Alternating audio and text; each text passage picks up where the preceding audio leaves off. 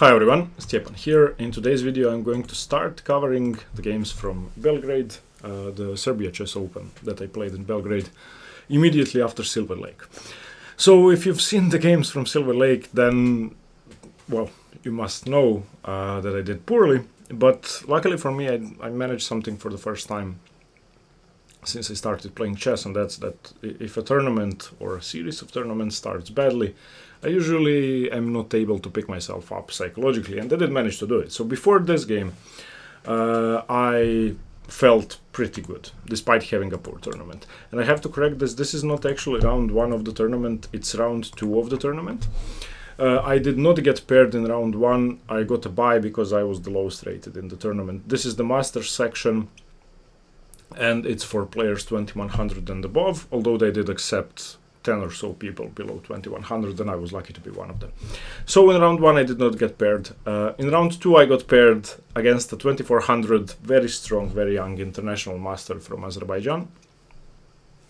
And I prepared something against him that I was really happy with. And I think well, this is what I want to say. I enjoyed playing this game, which cannot be said for the last few videos you may have seen or may not have seen. And I really had fun, and okay, you will see. So he plays the Sicilian, he plays e6, and I played the Kramnik. And during my prep I saw that he plays d6, and now it's inevitable that we go into a normal Maroczy bind versus the Hedgehog position with his sort of Scheveningen start to the position, and all of this has been played a million times. You can get this from several different move orders, but the Kramnik Sicilian is one of them. Okay, and now I went for a setup which I really like and which I've never played in a tournament game. I was hoping to get it in a tournament game, which I think is extremely dangerous for black, and black could get in trouble very quickly. Whereas white doesn't really have any issues, except maybe the weakness of the c4 pawn and the open c file, semi-open c file. Okay, so both sides castle, black goes for the hedgehog, so he wants to play queen c7, b6, bishop b7, knight bd7, rook c8, blah blah blah.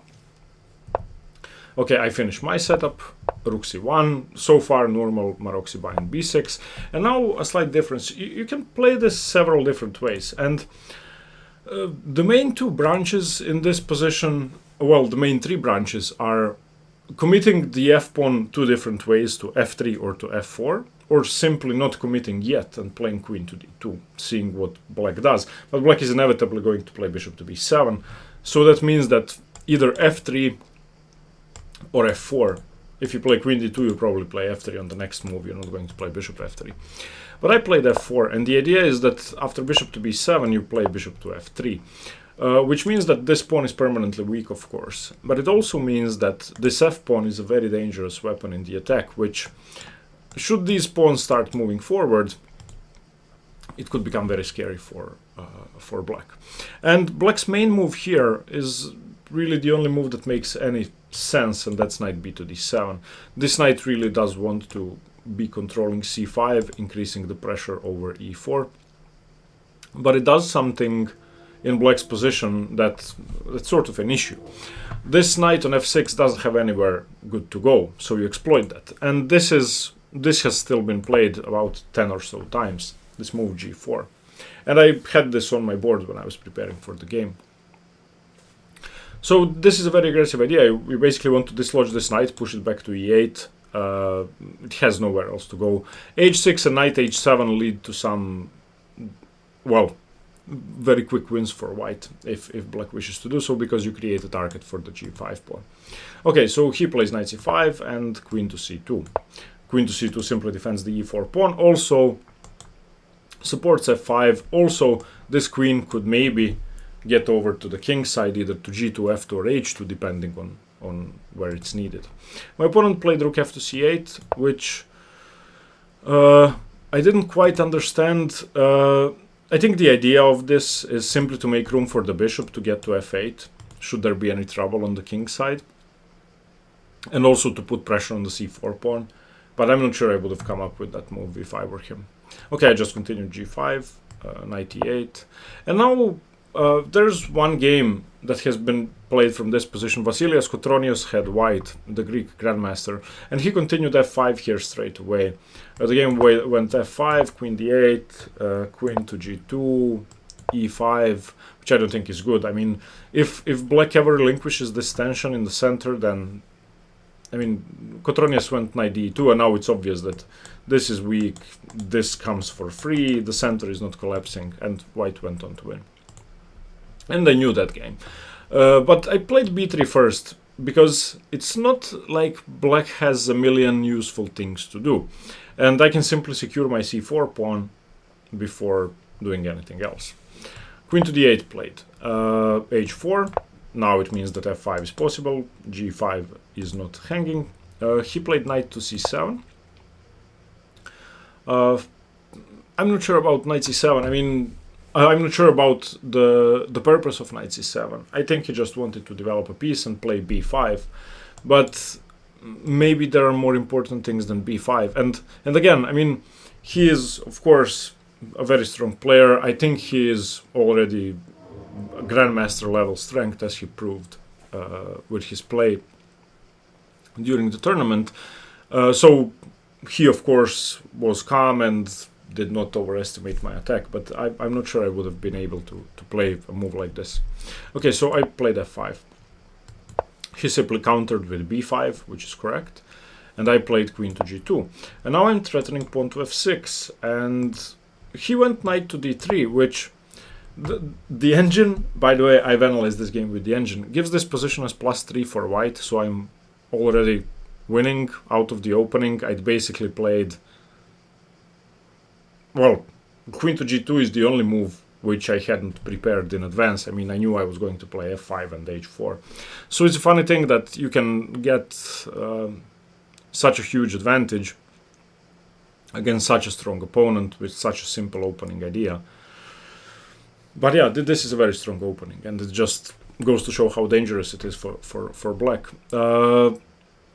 In this position, after knight to d3, I can play rook c to d1 first, and I'm going to say that I'd missed something that the engine always prefers, and that's retreating the rook to c2, giving me the option to double rooks, which is actually very sensible. But I sort of wanted to keep something on the first rank if this rook wanders into his position. But I continued f6 first, because he has to react to that. He has to play bishop to f8, and I went f takes g7. He took bishop takes g7, and now I went rook c to d1. Again, playing rook to c2 would have been much better, because it's a bit more flexible. Also, in some positions I can over-defend my c4 pawn. Okay, but rook cd1 is okay. bc4, bc4. He went knight e5, attacking my pawn, and I went bishop to h5. I want to counter-attack on f7 instead of defending c4 passively. This, however, was my first mistake. I should have played c5 straight away. And of course, if queen to e7 is played, then takes and takes, and I have some discovered attacks which are going to win the game basically straight away. Knight f5 is just winning in this position. And after c5, if d takes c5, then knight e6 again is completely winning. So after knight e5, I went bishop h5, he went knight e8, and I went c5 here, getting rid of my weakness. Of course, the pawn cannot be taken. If the pawn is taken, then knight e6 again wins. Excuse me, my phone is ringing. Sorry about that. Okay, so yeah, the pawn cannot be taken. If he takes, then knight e6. So he played queen to e7.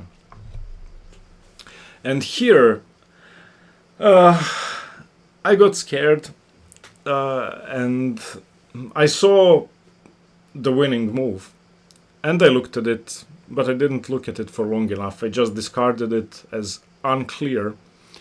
I knew it was interesting, and if I were playing a blitz game, a training game, a low-rated opponent, or actually, maybe not. No, I'm lying. Against a low-rated opponent, I wouldn't have played it.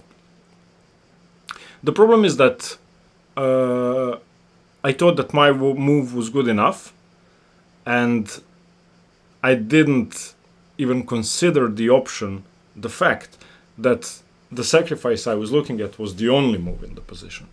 Okay, so what I did here is just poor. And here's the reason why. I took on d6, and now, since the knight is on e8, my opponent can take with the knight. I have no discoveries, e4 is weak, my position is collapsing. And all of a sudden, from this nice attacking position, I have a position where his pieces are great, his bishops are monsters, my pawn on e4 is weak, his rook is coming in on c2, his knight has f3, d3, and his pieces are just coming in. What I should have done is knight to d5, exploiting the fact that he'd played queen to e7. And when I was looking at this was my calculation. Okay, he has to take. If he doesn't take, then I'm just good. Okay, so takes. And now knight f5, attacking the queen, attacking the bishop. He has two options. He can play queen d7 or queen f8. I don't think any other move is good enough. So let's say queen to d7. I go knight h6 check. Now he can take or he doesn't have to take. I saw all of this too. So if bishop h6, I go gh6 check. Excuse me, he goes knight to g6. And this is the part I didn't see. So I saw this far. And okay, if he goes queen d7, then I go bishop g4, I'm threatening pawn to h5. And then I started thinking, well, if he plays knight g6, but his queen is on f8, what then? Then I don't have a tempo. So for example, if queen f8, knight h6, bishop takes, pawn takes. Check, knight to g6. And I go bishop to g4 here, then he can just play king h8. So this is sort of the thing that I was concerned about. But yeah, you can go bishop g5 and stuff. And the other option after queen to d7, for example, and knight to h6 check is if he declines, if he doesn't take on h6, then I simply go knight f7. And if king h8, I go knight h6 again. If king g8. And eventually, I mean, either he takes on h6 or takes here. Either case, this should be a winning advantage. In my mind, I thought knight h6, bishop takes, g takes, knight g6, and I thought black is going to survive, and I didn't think I had enough for a piece. I was too weak to see that I had enough for a piece, and I didn't play it. I was really happy with the game, though. I mean, going from this is if you play knight d5, it's winning for white, and the engine thinks it's winning for white. If you don't, if you play cd6 like me, then black is just it's game over. The difference is that white's position after knight d5 is still hard to play, and when I took cd6, black is winning much better, and his position is simple to play because white is just collapsing. All of my pawns are weak, everything is weak, my king is weak. And here's how the game ended. Knight e6, I went knight d to e2, I have to start defending.